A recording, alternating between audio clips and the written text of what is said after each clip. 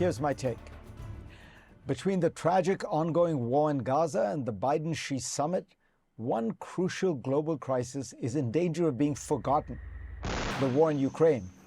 And this is a terrible time for it to be slipping from public consciousness because Ukraine faces trouble on two fronts.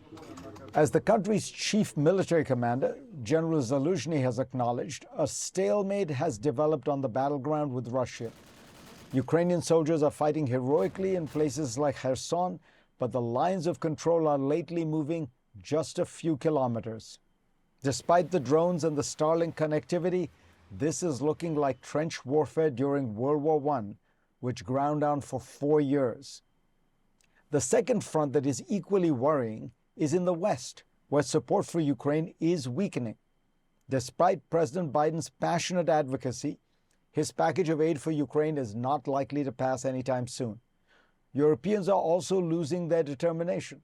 During what she believed was a private call, Italian Prime Minister Giorgia Meloni admitted, "I see that there is a lot of fatigue. I have to say the truth from all the sides." One side that is sticking to its guns is Russia. The Russian army has learned from its mistakes in the early months of the war and has built powerful defensive lines in eastern and southern Ukraine. It has laid huge minefields, built deep and fortified trenches, and set up large artillery units behind the trenches. Ukrainian soldiers have to get past all three of these barriers to gain an inch of ground. Russia's vast military-industrial complex is churning out weapons from shells to drones. Its much larger economy and population are enduring advantages that can only be countered by consistent and high levels of Western support.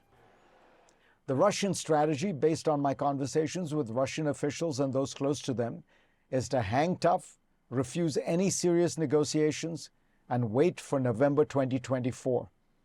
They believe there is at least an even chance that Donald Trump will be elected president, and he will want to end America's entangling alliance with Ukraine and cut a deal with Putin. Whether that is an accurate analysis or not, it does suggest that Moscow is unlikely to be willing to negotiate anytime soon. Is there anything that can be done to address these twin challenges: stalemate on the front lines and waning support in Western capitals? Actually, there is a policy that can help on both fronts. Set up an international and legal process by which Russia's $300 billion plus of frozen reserves could be used to aid Ukraine's reconstruction, which the World Bank estimates would cost more than $400 billion over the next 10 years. In one swoop, that would signal to Putin that Ukraine will not face a funding crisis, and that even were Trump to be elected, these funds, administered through some international body, say in Switzerland or Belgium, would continue to flow to Kyiv. There are challenges to this policy. Russia's reserves lie in various countries, but European allies hold most of it, and their governments worry that they don't have the legal authority to divert them. Lawrence Tribe, the distinguished legal scholar, and some of his colleagues have written up a definitive case as to why it would be legal and appropriate to go down the path of using Russian reserves for Ukraine's reconstruction. Former Treasury Secretary Larry Summers, former World Bank head Robert Zoellick, and former 9/11 Commission Executive Director Philip Zelikow have argued persuasively that it is good policy. Tribe's basic argument is that Russia has engaged in a massive and systemic violation of international law and norms, and that it's appropriate, indeed necessary, for there to be some price to pay for this. To reject this logic in favor of one that protects Russia's property rights is perverse, since Russia has engaged in brutal, sustained violations of Ukraine's property rights and taken the lives of thousands of its civilians as well. Russia's attack on Ukraine is a core violation of any conception of a rules-based international order.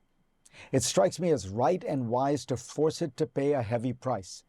But how that policy is pursued matters. In the past, the U.S. has tried to enforce its own conception of international rules and norms unilaterally, often generating huge international opposition. The approach we should take this time is the opposite. This policy should be rooted in international consensus, law, and norms. Legal opinions like Tribe's should be presented, an international legal organization and process of adjudication claims should be established and the funds handled through it. Russia's assets in Ukraine's reconstruction should serve as a building block for international law and norms that help shore up the rules-based order. As Summers, Zellick, and Zelikow note, if this case sets the precedent that a country that engages in naked aggression might find that its dollar reserves are in jeopardy, that is not a bad precedent for a world in disarray.